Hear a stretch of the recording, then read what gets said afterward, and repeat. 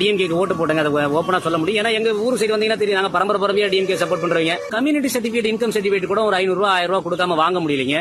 அந்த revenue department ஒன்று இருக்கு இல்லீங்களா, வருவாய்த்துறை, அதை நம்பிதான் எங்க வாழ்க்கை, எங்களை மாதிரி சாதாரண ஆட்களுடைய வாழ்க்கை முழுக்க முழுக்க வருவாய்த்துறையோட முடிஞ்சிடும். விஏஓ, ஆர்ஐ, தாசில்தார் இவங்க தான் எங்களுக்கு அதிகபட்சம். இவங்களோட எங்க வாழ்க்கை, எங்களுடைய எல்லா ஜோலியும் முடிஞ்சிடும் வச்சுங்களேன். நீங்க வந்து நான் இவங்க எதுக்கு எடுத்தாலும் வருவாய், நாங்க அங்கதான் போய் நின்னாகணும். ஒரு லேண்ட் டிரான்ஸ்ஃபர் ரெஜிஸ்ட்ரேஷன் பண்ணணும்னா 2021 இருந்து ஆட்டோ டிரான்ஸ்ஃபர் ஆகணும் பட்டா அப்படின்னு சட்டம் அமலுக்கு வந்துருச்சுங்க. ஆனா ஆகலைங்க. 2022 ஜனவரியில் ஒரு லேண்ட் ரெஜிஸ்டர் பண்ணிருக்காங்க, அது ஆகல. ஐயா, நேரா பார்க்க கூடாதுங்கிறதுக்காக தானே இந்த டிஜிட்டல் சேவைன்னு ஒன்று வச்சிருக்கீங்க.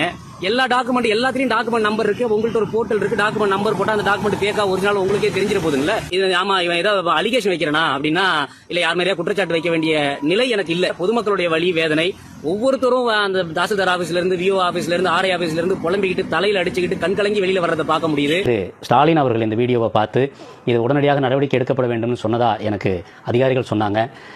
அந்த அடிப்படையில் எனக்கு உடனடியாக கடலூர் மாவட்டத்தில் இருக்கக்கூடிய கடலூர் மாவட்ட ஆட்சியர் அவர்கள் திரு அருண் தம்புராஜ் அவர்கள் அவங்களே நேரடியாக அழைத்து எங்கிட்ட பேசினாங்க. நடந்த விஷயங்கள் ரொம்ப தெளிவாக எங்கிட்ட விசாரணை பண்ணாங்க. உரிய சம்மந்தப்பட்ட அதிகாரிகளுக்கு இதை உடனடியாக ஃபார்வர்ட் பண்ணாங்க. இது சம்மந்தப்பட்ட அந்த அதிகாரி காஞ்சிபுரம் மாவட்டத்துக்குள்ள உட்பட்ட ஒரு அதிகாரிங்கிறதுனால கடலூர் மாவட்டத்திலிருந்து காஞ்சிபுரத்துக்கு வந்து உடனடியாக அந்த புகார் மாற்றப்பட்டது.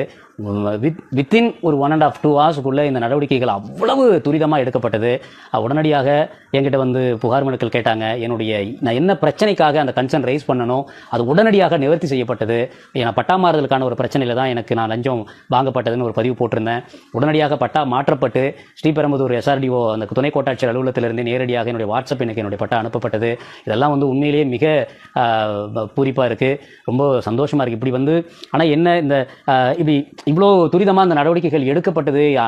உடனடியாக அந்த சம்பந்தப்பட்ட லஞ்சம் வாங்கின அந்த அதிகாரி வந்து விசாரணைக்கு உட்படுத்தப்பட்டார்.